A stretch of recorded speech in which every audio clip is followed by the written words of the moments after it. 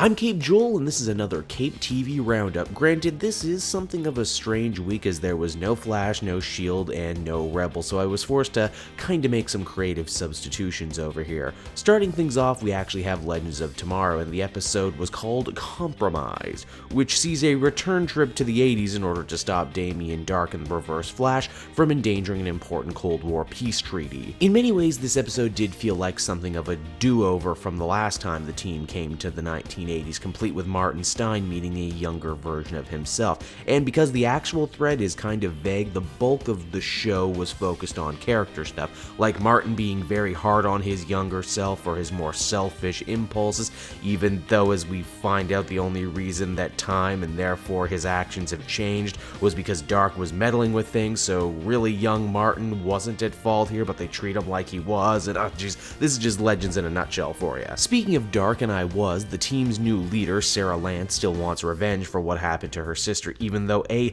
didn't she get over this already in an earlier episode as well as decide she wasn't going to start killing people anymore, and B, wouldn't killing him cause way more damage to the timeline than anything else, and as leader, shouldn't she already knows this? Furthermore, she has no problem spouting off to Dark exactly about how he's going to fail and die in the future, which seems like a really poor choice, and also, once again, if you know he's going to die, then why do you care so much anyway? This is the sort of dumb writing we sadly come to expect on this show. Our heroes will need more help in dealing with Dark, and for that, the Legends, including Vixen, try to reach out to the JSA, only to discover that the organization has hit the skids in the last 40 years, now operating out of a warehouse, which is an obvious and kind of fun reference to the warehouse years of the Justice League. The one person left is Obsidian. He still holds a grudge against Vixen for leaving when she did, and oh yeah, it's confirmed that her and Our Man were in a relationship, so I was right.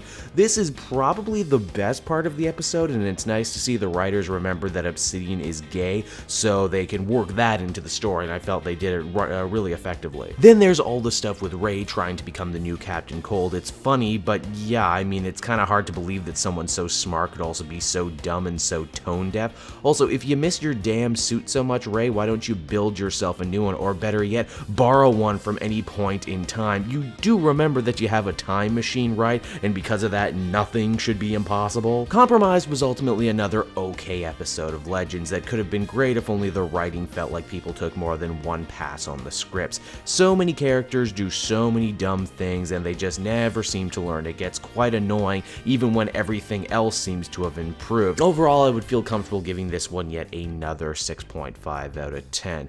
Now, as I said at the top of this video, this week was light, but one of my favorite shows, Saturday Night Live, a show that people often look at me funny when I say that I'm such a fan of, made a ton of headlines this week as it was hosted by comedian Dave Chappelle, a beloved entertainer who went into self-imposed seclusion during the third season of the filming of his popular Comedy Central show. Chappelle's a little older now, a little heavier, but man does he still have it. He can work a crowd like it's second nature, and he can be cutting, hopeful, and insightful all at the same time. Oh man, following this newest election, did he ever have a lot of topics to go with, too. This newest episode also put Kate McKinnon's Hillary Clinton character into the spotlight in a major way by having a cold open wherein she sings Leonard Cohen's Hallelujah. This really is one of those special lightning in a bottle moments wherein the show tried to touch your heart more than just make you laugh, and I think it worked in a big way. The rest of the show had many great skits, too. Yes, Saturday Night Live is more than just the show where Andy Samberg had his digital shorts for all you youngins out there. Standouts for me include Chris Rock dropping by for a cameo and another bit about the election, Chappelle resurrecting a number of his beloved Chappelle Show characters for a Walking Dead parody that I was absolutely rolling on the ground over, and a skit that I honestly really hope returns called Inside SNL, wherein they take a Sports Center post-game style look into skits that don't exactly work. Oh yeah, and a little band you may have heard of called A Tribe Called Quest was also there. You know, they had some hits once upon a time. This was a real highlight of the week for me and proof positive that even after 40 plus years, Saturday Night Live can still be totally relevant. I give this one a 10 out of 10. This is a must watch. And lastly, the final show on my roundup for this week is the newest episode of Westworld, because hey, why not? Everyone freaking loves this show. I do too, and it seems like Westworld theory videos are big moneymakers right now, so hey, why the hell shouldn't I try and hop hop on that bandwagon, am I right? The newest episode was called Leoli, which means optical illusion for those of you who don't know, and illusions were definitely a big part of the episode as a whole. The episode impressed right out of the gate by allowing us to see Bernard and his son reading Alice in Wonderland. It's a nice twist on what we've seen so far in the series because we get to see Bernard shot waking up in the same way we've seen Dolores and Maeve numerous times before. Over with Billy, he's still edging ever closer to the Westworld war zone every episode, and here he's really slid down the rabbit hole just that much further.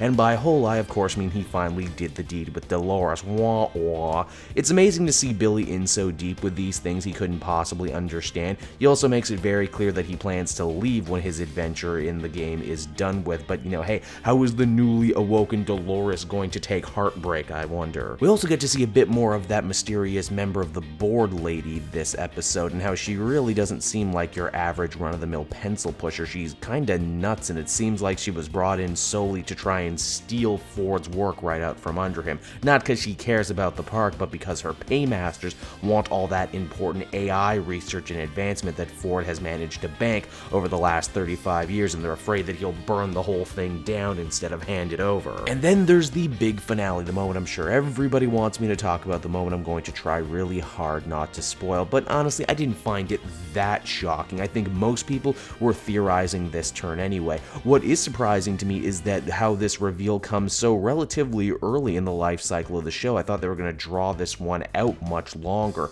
Now that we do know what the actual real honest-to-goodness deal was with Bernard, it also too totally reframes his actions with Dolores and all the other house. So moving forward, the show's only going to get a lot crazier and a lot more intricate from here on out. Overall, though, this was another real winner of an episode and proof why Westworld is so god-dang interesting. Overall, I would give this one a 9 out of 10. Well, there you have it, everyone. That's what I was watching this week. In the comment section down below, be sure to tell me what was your favorite show of the week and what are you really looking forward to this week. Until next time, everyone. Hey, everyone. Thanks so much for watching my newest video. I hope you enjoyed it, and while you're here, why not check out another video I have on offer? Or maybe if you're feeling in a supportive mood, you want to like or subscribe. And if you want to support the creation of more videos just like this one, then please, by all means, check out the Cape Joel Patreon. A little bit goes a very long way, and I will see you all next time.